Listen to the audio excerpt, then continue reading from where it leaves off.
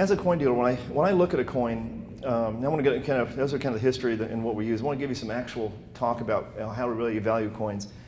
And to talk about how you value coins, there's one thing, there's probably the most important thing you have to understand. There's a relationship between pricing and coin grading.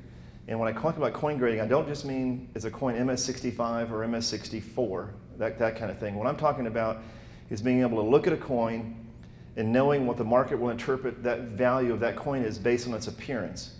It's kind of like, I would say a Picasso painting. Well, some Picassos are worth X and some are worth more. Some are worth more because they have a better style, or there's some are worth more because of the period. So they're different. Coins are sort of the same way. You can take a 1928 Hawaiian half dollar in MS65. I can show you 3 different coins, and those coins are all worth 3 different prices, and they're going to sell for 3 different prices. And it's really easy to see what I'm telling you is true. Pick up any auction prices realized of an auction catalog, and you can see 5 1907 high reliefs in MS64, and they may all have a different price as realized. So and they all might be even the same grading service, PCGS, but they're all going to be different prices because they have different appearance. And it's becoming even more of a factor these days. Collectors now have become much more conscious about quality when it comes to eye appeal and appearance. That's one of the reasons that the CAC, which I'm sure people have heard about the CAC stickers, I think it's Certified Asset Collectibles, or I'm not sure, certification, I'm not sure what their acronym is, but what they do is they put a sticker on a coin if they think it has good eye appeal, and those coins sell for a premium. So eye appeal is a really important factor. So if you're going to try to understand how you accurately value a coin, you also have to have some sense of either coin grading, not per se, but also how it looks as appearance. So it's why it's really important is when you go to sell your coin, if you just bought if you're looking for a coin and just buying the coin that's the cheapest one you can find for that grade, you're going to be disappointed when you go to sell it because people are going to not be very interested in your coin.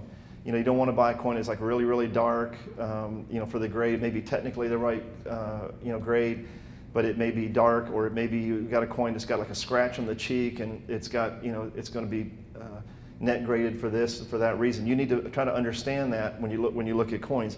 So when I go through as a dealer, when I look at my coin prices, I look at I have a computer system that I use that I pay good money to get because it all puts information in one spot. But I look to see what the gray sheet bid is on the coin. I like to see what the coin trends price is on the coin. Other really important factors that go into it, what is the population of the coin? Now, a population of a coin, what's that mean is how many coins have been graded of that coin in that grade by the different grading services. And if you've got a coin that has a low population and very few above that, you've got something that's really worth a premium because people will pay good money to have a near finest known of a coin. So I look at that information. Other information I look at on the price guides are auction records. That's the other really, really important part because price guides can be, I bought coins today. I mean, quite a few coins today, as a matter of fact, and I've got it at my computer. I can look at it, and I'm looking through a box, and the guy wants $6,000 for a coin, and I saw one sold for $5,400 recently. Well, that's going to dissuade me from buying it. If I look at one just sold, he wants $6,000 for his coin, and one sold for $7,250 last year. Well, that kind of gives me, it's like, hey, that's a good clue. That might be a coin, might be a good deal. So I might, clue in and buy that coin.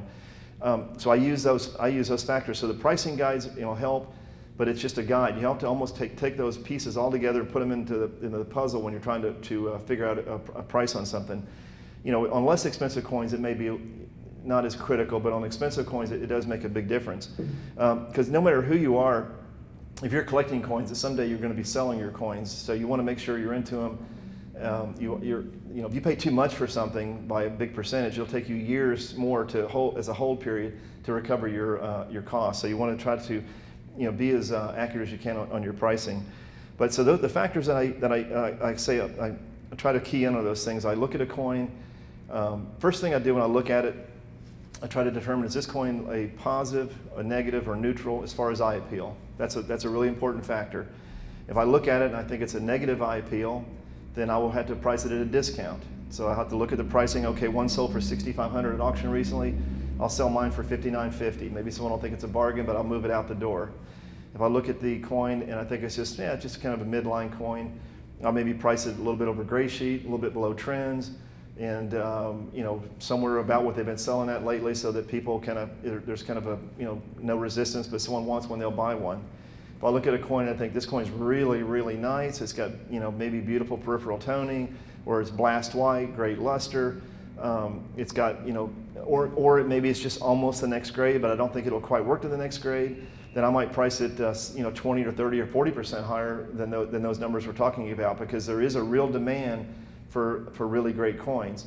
And I don't get that many of them, so I have to. I make sure that I don't want to. One thing I don't want to do is I don't want to show up at this coin show with all my coins, sell all the cool coins, and end up having to take all the other coins home with me. That's no fun either. So I've got to accurately price my coins so that by the end of the day, I've sold as many inferior coins as I have superior coins. So it's a real balancing act. And when you're trying to do, you know, a lot of business, and as a dealer, it has a fundamental you know, really, you know, my success is going to be based on how that works, because it's not how much you know, make on the one great coin. If you bought some bad deals and they're still in your box, you've got a net, you know, losing for a day. So I really take, you know, be careful on that. So I look at those auction records. I look at those price guides. Also, NGC. I should have mentioned it. NGC and PCGF both have online price guides, and those are very important. They've become more and more important, especially now that PCGF has developed something called the set registry. I think they originally did it, and now I think NGC also has one. And the set registries have become very, very popular. And sometimes it's just astounding, like what a person would pay for a 1957 Franklin half dollar and 69 Ultra Cameo. It might be some number. You know, you would think it was an 1804 dollar or something. It's like unbelievable what it'll bring. There was a I'm trying to think what the date was. A 1945 Walking Liberty half dollar in PCGS 68, I believe. And it sold at an auction not long ago for $110,000. $110,000. Now, if you told me 10,000, I think they were nuts. Where they got the extra 100,000, it's just unbelievable. But that shows you the you know, that demand to have the finest known. That set registry. I told some people today that set registry concept was probably the greatest invention since the Whitman albums, when they, you know, the penny board type concept. That's one of the greatest inventions to get people to compete with each other and pay astounding prices for coins that's been out for a long, long time. You know, I don't want to tell people they're nuts to do it, because, you know, there is a concept. If you buy a coin that system works on, and when you go to sell your coins, there are going to be people competing to do the same thing. I live in Lexington, Kentucky, and we had a collector in our town. You know, there was like an early pioneer, and this guy named Dan Miller. He started collecting Mercury dimes, and he was paying prices I thought were insane. And he ended up, I think he made 50% in his coin collection. He put it in a heritage auction right at when that whole register thing was going off, and did amazingly well. So he stayed focused. He knew what he was going to do, and that system worked for him. So I don't want to anybody think I think the whole thing's crazy. I think it's a very ingenious idea, and they pay amazing prices. But as a coin dealer, as pricing coins, and as you as a collector, might want to have to keep an eye on it. If you have a chance to buy a coin that is near the finest known, that's something that's either going to cost you a lot to buy it, or if I'm a dealer wanting to sell it, I'm going to be careful not to underprice it. So that's how that works. A lot of times dealers won't even price coins that they think are in that range, because they can't even use their imagination on it. They almost have to put it in auction to see what two people will battle it out and how it'll end up. So that's you know, that's kind of a summary of how I look when I get ready to go to a coin show. It's kind of the process I go through. I take all those little pieces. It's like doing a puzzle. I put them all together, look at a coin. Okay, what's the most I can get for it?